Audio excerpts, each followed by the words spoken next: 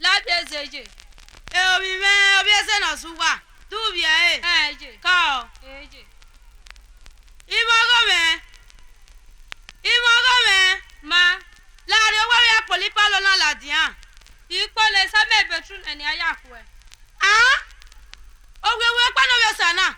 Ige wo wu sa me ye betrun enu ayakwe. La we gume ya koko pa no re ba nu be pe. Weni me bo se sana. Wewe ni me ya papa. Ikpe. O na mo se ri ba e. Ayi tenu wuje. Be ya gume le yen no re ba ya we na le no ka efo. Ime na ni me pesi na. Wewe ni me ya ale yen. Ila erogo yen me je na. O me disco party pa di me ri na. E party pa no kwa. Ayi luwe ani ge we e ama imi inu hu wa imogo me. Ibi re we omo na we nera bi je une. Egiga eso mo. Omo ede ari ota wa je mere. Eri mogo me re ba. Yo. Igi mogo mo hu omo yo. Toga. Togina. Ba ọmọ ni me bie. Ya ti egun me. Mogo me era ti we. Geme baba. Ba wo wu mi ni ara ge ohun wo wu yo. Ogele gemo hu. E na ka me wa be disco party pa ni me ri na. E party pa no kwa. Ah? Boy bisco. Disco.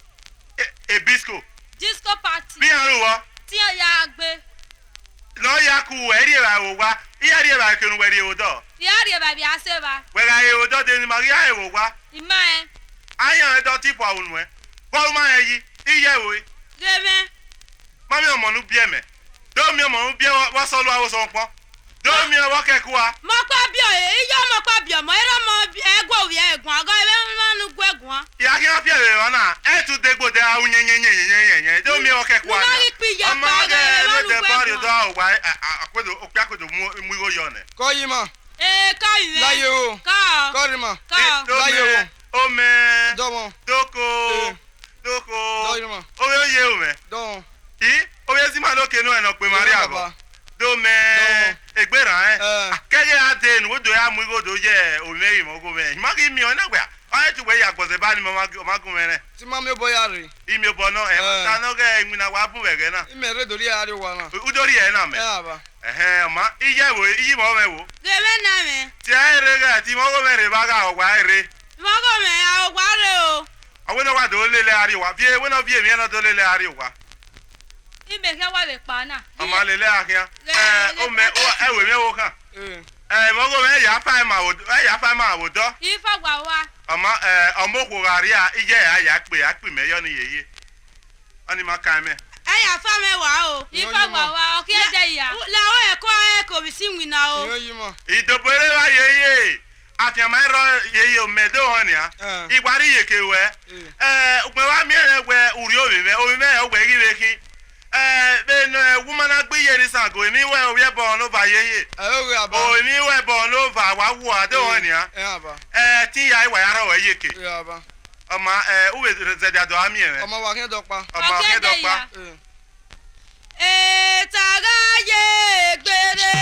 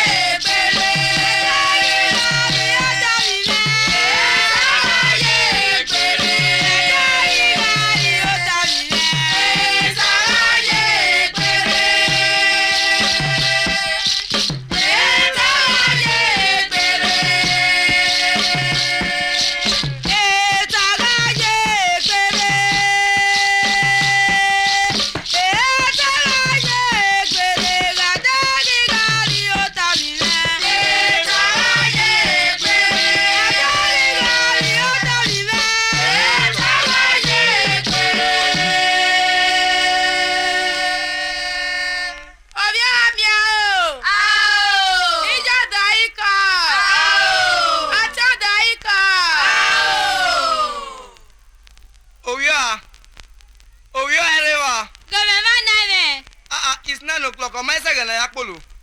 Me ma wa na ko gwa re. Can you wa ya na ke wa kin lo jan o ti bedi. E pa kun na ya re ba na de na do my second na ya pe. Me ma de wa na ko gwa re. Do ya re ogo ma ja gu me. Wo e ti ya re egu me. Ni we ya re ba egun me. Me ya re ba ne me ma ye na yo wa. Ya re ba egun me. ba ro ma de su pa bore ime ra vie ba yo to ga su pa bore de ni asare wu pa bo e ba wa mu ro ma de de zi yen yo me ra lu won me ra de yen yo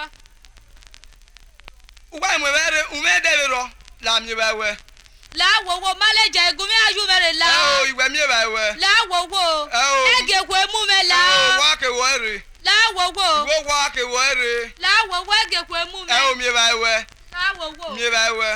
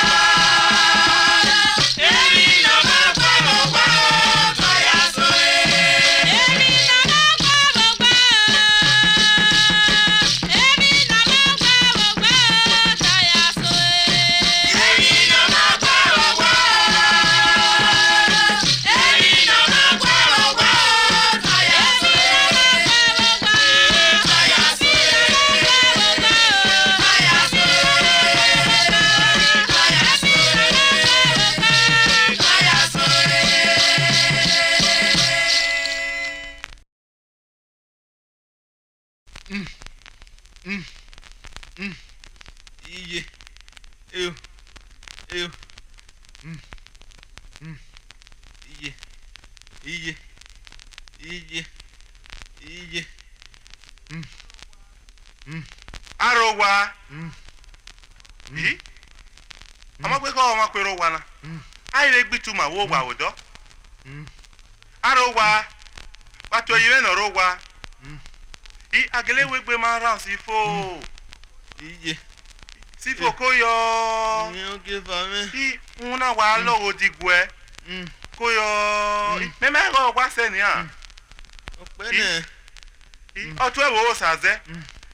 Yaru wa odo. Saze do. Aliki Meno gbe ya wa wo me. ko yo ge fa me Ko yo be waru. e bi aye ru na ni a Obe waru wa me nguna nu waye. E mi na te gwi ke ade na wuma de so do me. be Iwa mi ene. eni ni fa na ki o Inu aye ta wona. ana ni ga fa kere ni ade Denu ma na be mu ari e. Oge ebo. ami ekeni ma e lara imu egba e awe do na imu eyi Ibadan imu eye ko ekeni ma e la Salopwa. Ebe nu be loge poli ya fefe. Ale lukun ori ma na do na do egbe. Kun ma na do na wa we ya. Ikma wa e pape ran se do we lori ma na do na. e ma ta ge ba me pe me wa yen abe ma ya ni me pa pe na alu eya alu ebe iropa na ma lo ro e ma mi kun e ma fo Oyo sifo. Ba le we na e salopwa. kale o O to e kan we ebe di we no were ma bo yi. a ma fi ya kin Anu ya gba we. e ma mo mi go gbara gbari Ege ni ehun no ragbon ya ki ebe yi. Be nu mo mi go lele ya na ra mi egbegbe na ra e ro pa ra te logo. Ena to mi egbe bi ni ya kije na ni a. Ariwo go de. O wa akin o emi ya fe fa fe akin o na gba oge amadi mi gba we ro pa. Ko yo teme. oge ba me Ko yo. ya wo kun e ro O sa logo dua. O sa lo boa. Emi ane mo kun regbin ma kun mi yeye. ise Saga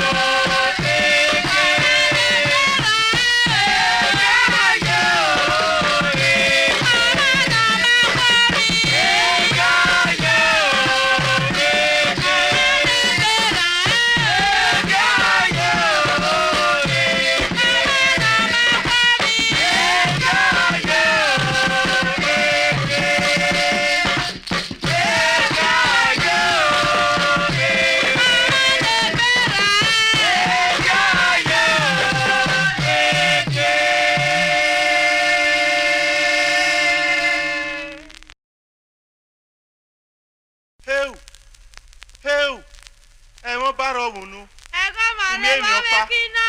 Ego male kamame. I know now. Mawere panu be mu yisa bona go mare. I mi no sunu wa gan egba mu ye ko ga de. La renu dogu ge egun e fa ne ya marun. Omo pasa na. Mi no re giu. Ebo. Wa do ga mi no sunu bu gwa gbon. Imari madame.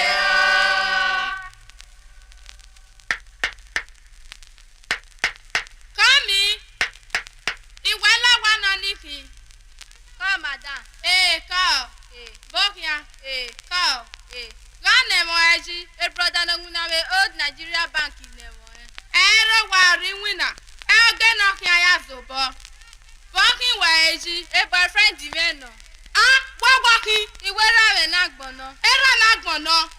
Come. Me no tota na bo kan me ki. Come madam. Wọ́n tẹ̀tí mùdí akọ́yà nípa gánù ẹnu ya tó ta. Ya eti. Gaga.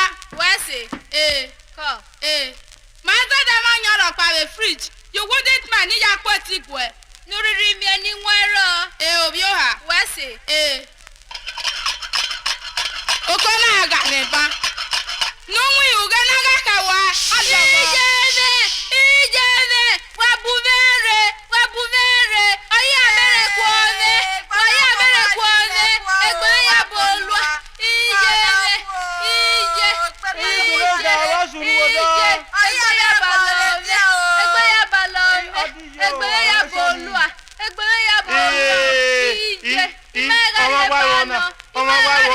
Ọmọ wa wona. Tudi yo na owo.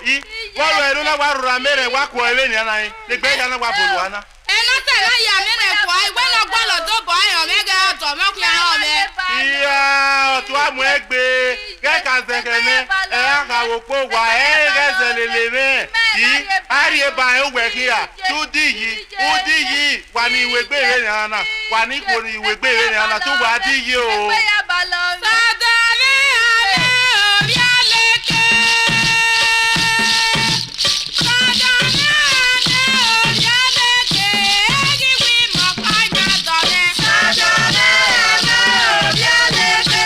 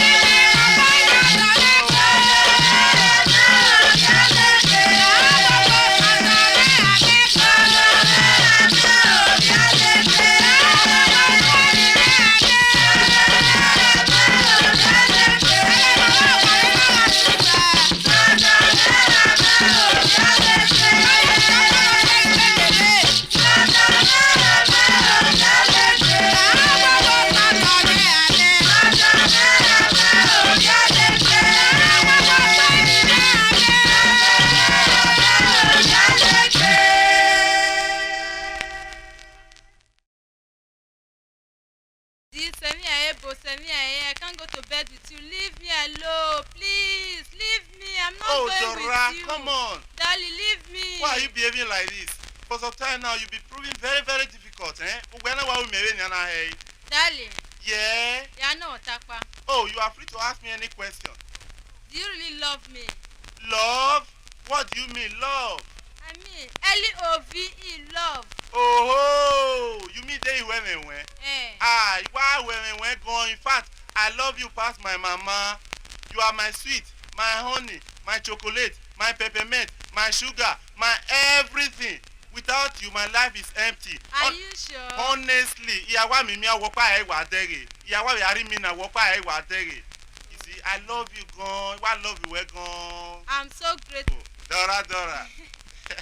Darling. Yeah. Now can say I'm the man more bomber. Oh, you mean that Umamame? Oh, that's beautiful. Dora. Yeah, that's why I like you. Rika, you know where? For about a week now, oh yeah, you know where? When the go off, you will hear to Hama. What do you tell Dora. Okay, ya what they are time parents in eh? Yeah, wago, waka bogo, eh? Okay, that's very beautiful, eh? Okay, it's here. Yeah, if you're going to give my kiss, eh? Where are you? Yeah, that's beautiful, sweet love. I'm happy to be yours, darling. Yeah, All right, darling. okay, I'll be seeing you tomorrow. Bye-bye. Bye-bye. See you. Okay, love. My darling is gone. Arrow why? Aniki. No, call say Oh, Flossie. How are you? fine, thank you. Wari J. Ye come waje. Emata. Next, Where done ni? you was so done when I lodge you hotel. Lodge? Emata. You was so done you go here while papa will be me way my boy jaro e wo do boy come ya boy. Emata ni. Iwe do time I do alele mejo. Ah, very maybe me kwani o. Ya kia do go e time e wetin ma kan wa du pon ko don you ma kia. Oma, Emata ni ki. But na veje na be ha ma. Uwama. Eh. Uma eri kun. Darling me love me gbe. Akona love wela we du kun nu ya panekwa. Agalete ha ne ba. E ko ga ye trouser. E ga ye party. Even skirt. So gwa bi na mo na tinye nye le ma kia. Ano me. Ya mu di aka we ye pa. Oma, where say? Go. Flossie, you always give me a good advice. I so much like you. Abia you wa. Leve sister. Ma ko me gume bodo. Right. And the high boy na ari hu na e. Ya wa ri gbe wo no re wa de fua.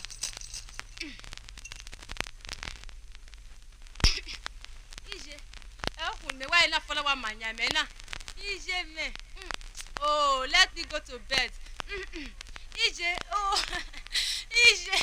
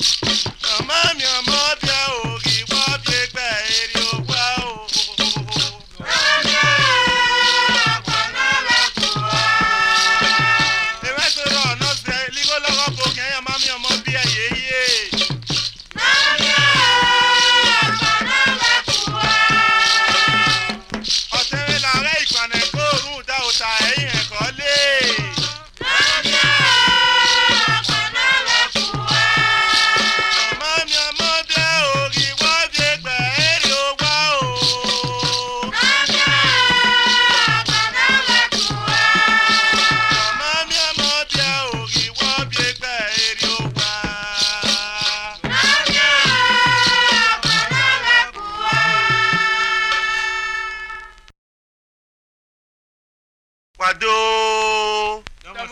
Ìyẹn ìgbéra ẹ̀. Wado.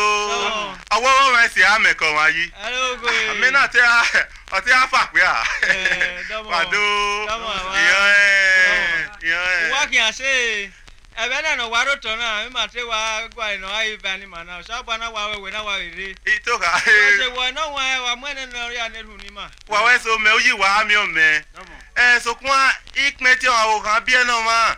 Ẹ má ta náà. Bá mẹ́ báyìí. Amọ́dá díẹ̀ gbẹ́.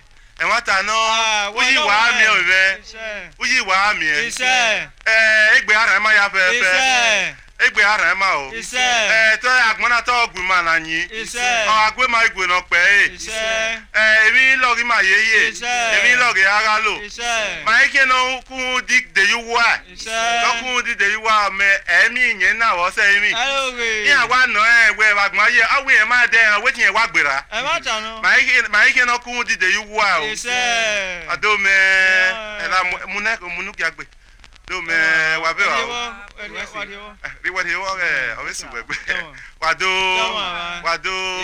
Iyan o pe ni mai mi gbo saro. Wa mo bo iye wa ina win nana. Fẹ́ kó ibe la ma okipo ba odo. Oh, ibe la ma e okin e. Obe ba ro me. Wa se wa re gbe ma. Ẹ bá ta náà. Wa se ri ma ye mi wo ayo e wo na. Ba be wa o. Dọ́mọ̀ wa. Okay ba we mo bo ina we win na wo. Isan me wa mu o ni me ya gwa abonze. Oh, isan e o mu. E wa mu. Wa se ri isan e wi ale yi ma we we wo na. Obe ba o me. Egelege na akewu wo nya e. Isan ni mu ni ya e na mi go ni ya be gedege na. E o ya bo. Ibe mo me va le we. E mo so na wo we pari e we bo. Iho ya we bi ke ba pari e we bo be. O so le ba no gbera. E wa wo bi ele ya. Ibi we no. Obe wa o me. Obe wa o me. Oda wa uge. Oda o e me uge. Ise. Ado uge agbe wo ye. Oya sha ba. Ope ni ma ri mi gbe. Uwe mo bo iwo na. Baba ye de me wina. Ah? Ume wina. Ime wina. Emi te mo arun ayiwe. Ume wina. Ede wa gbe wa mo gbe uri e tara we ne pin na uri egba. Ufi bata ni ya momo wo gi wa obi yo we. O wa le lo ikia. Eri agere wu wa ri we na bo logo e. We ni kwali wina say mami e. Ba umami wina. O ha ya fefe ni re ye ko gba ni re ye ko bia re ye ko ri odo ni. A fi ya fo ne. ama te be ya fo but mami e. Wọ́n lọ rẹ̀ wọ́n tàwùnú náà wọ́n tàwùnú yìí wà ẹ̀dẹ́ wà gbé wà wà lé lórí kíá wà á kànú wà á ru orí ó ní ọ̀rá lọ wà kíá ọ̀rẹ́ ya bọ̀tọ̀ wà má ònù wà mú gbó wẹ̀ wù wẹ̀ mú lọ́pàá wí yẹn mú lọ́pàá wí yẹn mú ẹ̀rí ẹ̀dẹ́ yẹn ni wí ẹ̀ big man ẹ̀yà àríkà yíyà òní bìbí àárí ẹ̀wé bò yẹn wọ́n ní ajé school ẹ̀wé bò yíyà wẹ̀ operation federation name revolution ìbáyọ̀ ní àwọn àti ẹ̀ ụgwọ ọfisi enya ha na-azọ ụgwọ ọfisi enya ha na-azọ ime iwe ụgbọlọ ụwa ibi ọrịa na rimie na wáyé hụrụ wáyé ụgbọ uyeye ẹdẹ àgbẹtẹ emi na ụtọ ahẹ ma emi na ụtọ ahẹ ma.